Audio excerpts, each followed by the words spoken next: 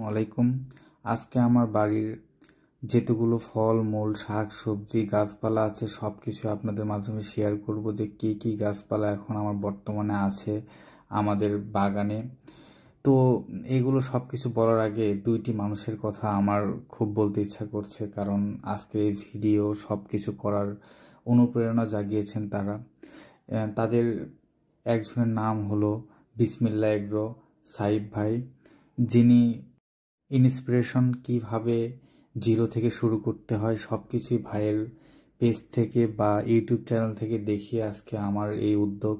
তো আমি প্রথমে গাছ লাগানো শুরু করি খুব অল্প পরিসরে। প্রথমেই লাগিয়েছিলাম আমি লেবুর গাছ, সেখান থেকে আজকে আমার এত গাছ লাগানো। ইনশাল্লাহ আস্তে আস্তে ইচ্ছা আছে যে আরও এই ফার্মটি বড় করব। একটা সময় গরু এবং মুরগি ছাগল এগুলো ইনশাল্লাহ অ্যাড করব, সেগুলো নিয়েও আস্তে আস্তে পরিকল্পনা এগিয়ে যাচ্ছে। ইনশাল্লাহ আপনারা পেজকে ফলো দিবেন, লাইক করবেন এবং পাশে থাকবেন। ইনশাল্লাহ আপনাদের সব কিছু আস্তে আস্তে তুলে ধরবো এবং ইনফরমেশনাল ভিডিও দেওয়ার চেষ্টা করব। প্রথম দিকে ভিডিও হয়তো এই জন্য অনেক কিছুই ভুল ত্রুটি হচ্ছে, সবাই আমাকে ক্ষমার দৃষ্টিতে দেখবেন এবং আমার পাশে থাকবেন যেন আগামীতে আমি আরও ভালো ভিডিও দিতে পারি আপনাদের মাঝে। এরপর আরও একটি চ্যানেলের নাম, সেটি হলো দোয়েল এগ্রো। যে ভাইটির অনুপ্রেরণা আমাকে অনেকটা সাহায্য করেছে, আর ভাইও যে লাইনে পড়াশোনা করেছে আমিও সেই লাইনে পড়াশোনা করেছি, এই দিক থেকেও অনেকটা মিল রয়েছে। ইনশাল্লাহ দুই ভাইয়ের সাথে একটা সময় দেখা করব। সেই ভাইটির নাম হলো দোয়েল এগ্রো। দোয়েল এগ্রো ভাইয়ের আমারও ভিডিও দেখা হচ্ছে প্রায় 1-2 বছর ধরে। তো দুইটি ভাইয়ের ভিডিও আমার বেশ কিছু বছর আগে থেকে দেখা হয়, তাদের দেখে আজকে ইন্সপিরেশন পেয়ে আজকে এত কিছু করতেছি। ইনশাল্লাহ আরও করব ইনশাল্লাহ আপনাদের দোয়া থাকলে এবং পাশে থাকলে।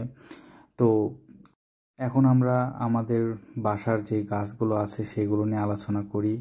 চলুন প্রথমেই দেখাবো আমার বাসার যে ফুলকপি ছিল এবং যে বাঁধাকপি ছিল সেইটা এক সাইডে লাগিয়েছিলাম এবং টমেটোর গাছ মাঝে লাগিয়েছিলাম, তার সাথে কিছু মরিচের গাছ ছিল।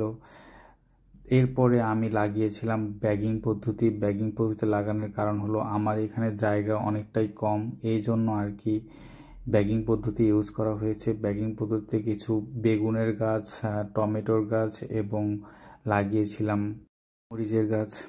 এরপরে রয়েছে আমার লেবুর গাছ, যে লেবুর গাছের বেশ কিছু ভিডিও আমি ইউটিউবে এবং ফেসবুকে আপলোড করেছি, সবাই একটু দেখবেন। এবং মাশাআল্লাহ আমার লেবুর গাছের অবশেষে ফুল এসেছে এবং ফুলগুলো বেশ কিছু ফুল এসেছে। যত্ন নেওয়ার কারণে কি যত্ন নিলে অধিক ফুল এবং ফল আসবে, আমার কাছে বেশ কিছুদিন ধরেই ফল ধরছিল না, তারপরে আমি এইগুলো পদক্ষেপ নেওয়ার পরে আমার ফুল এবং ফল দুটোই আসতে শুরু করেছে লেবু গাছে। সবাই আমার সেই ভিডিওটি অবশ্যই দেখবেন। এরপরে রয়েছে মালবেরির গাছ, মালবেরির গাছেও ফল ধরে আছে দেখতে পাচ্ছেন। তারপরে আমার ছাদের উপর কিছু গাছ লাগানো ছিল, সেগুলো হলো কমলা গাছ, ড্রাগন গাছ, আমড়া গাছ এবং কিছু বেগুনের চারা ব্যাগিং পদ্ধতিতে, সেগুলো আমি লাগিয়েছি 10টার মতো ছাদের উপরে। তো ওখানে আমি তার মধ্যে ধনিয়া ছিটে দিয়েছিলাম, সে মাশাআল্লাহ অনেক সুন্দর হয়েছে, যা দেখলে মনটা অবশ্যই জুড়ে যায় এবং অনেকটাই রান্না করার সময় ওখান থেকে তুলে নিয়ে এসে আমি ডিরেক্ট রান্না করতে পারছি। এগুলো একটি প্রশান্তি কাজ করে, গাছ লাগানো একটা প্রশান্তির ব্যাপার। তো এরপরে আমার স্ট্রবেরি গাছ নতুন লাগিয়েছি, সেগুলো দেখতে পাচ্ছেন অনেকটা একটু মৃত মৃত ভাব, বাট নতুন কুশি গজিয়েছে। এবং কিভাবে ক্যারেটে মাটি তৈরি করলাম, কিভাবে এই গাছটি লাগালাম এবং কিভাবে যত্ন নেব সবই ইনশাল্লাহ ধাপে ধাপে আপনাদের মাঝে তুলে ধরবো। এরপর আমার একটি লম্বা ক্যাপসিকামের গাছ, সেটা দেখাচ্ছিলাম, সেটাতে মাশাল্লাহ ফুল এসেছে এবং কিছুদিনের মধ্যে হয়তো ফলও আসবে ইনশাল্লাহ।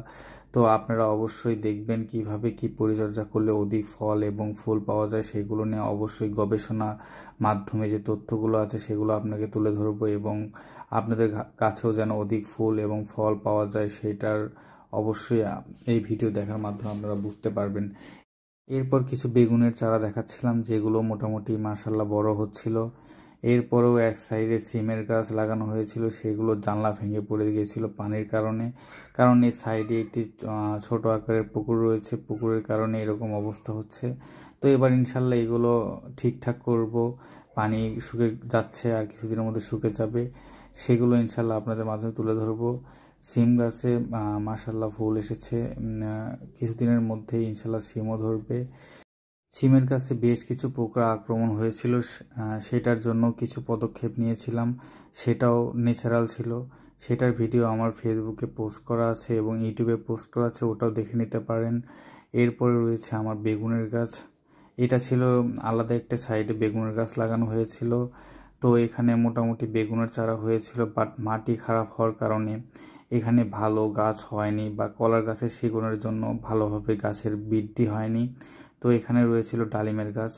ডালিমের গাছ বর্ষাতে প্রায় মৃত অবস্থায় হয়ে গেছিল, সেখান থেকে আবার রিকভারি করে আজকে মাশাল্লাহ গাছ আবার নতুনভাবে জেগে উঠেছে। তো গাছের অবস্থা অনেক ভালো মাশাল্লাহ। তারপর আমার পেয়ারার গাছ, যে পেয়ারার জাতটি হলো থাই পেয়ারার জাত। তো এই পেয়ারাটি একবার ফুল আসার পর এখনও কোনো ফুলের দেখা পাচ্ছি না এবং ফলও এখনও আসেনি। এটা নিয়ে কৃষি কর্মকর্তার কাছে বারবার যোগাযোগ করেছি এবং তারা পরামর্শ দিয়েছে। ইনশাল্লাহ সেই পরামর্শ অনুযায়ী কাজ করছি। সামনে দেখা যাক কি হয়, অবশ্যই আপনাদের আপডেট জানাবো। এরপরে রয়েছে আমার চিরটির গাছ বা শলুক পাতা। এটি মূলত লাগিয়েছি আমার একটি ট্রেতে। যে এটা তো মাশাল্লাহ গাছ হয়েছে, কারণ বৃষ্টিতে অনেক ক্ষয়ক্ষতি হয়েছিল সেই সময়, তারপরেও গাছটি হয়েছে, এটাই অনেক ভাগ্যের ব্যাপার।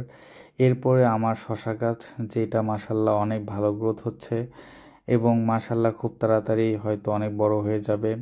এরপরে দেখতে পাচ্ছেন মরিচের গাছ, যেগুলো ব্যাগিং পদ্ধতিতে লাগিয়েছিলাম, এবং টমেটো গাছ রয়েছে।